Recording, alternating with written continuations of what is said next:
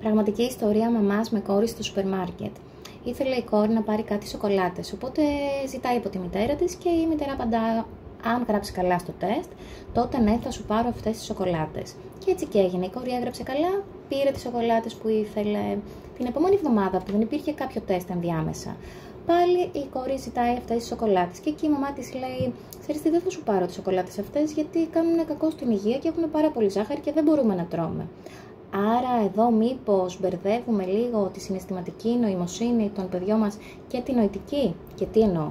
Τη νοητική αρχικά γιατί τελικά οι σοκολάτες κάνουν κακό ή καλό. Έχουν ζάχαρη, δεν έχουν, ή εξαρτάται αν έχω γράψει καλά στο τεστ ή όχι.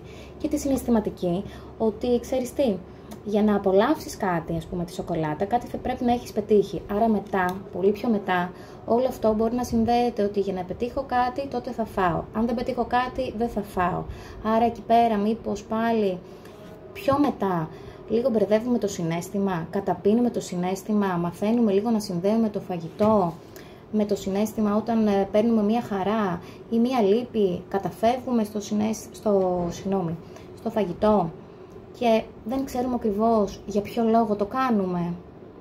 Μήπως πάλι εκεί πέρα μπερδευόμαστε από παιδιά και μετά αυτό συνεχίζεται και σαν ενήλικες.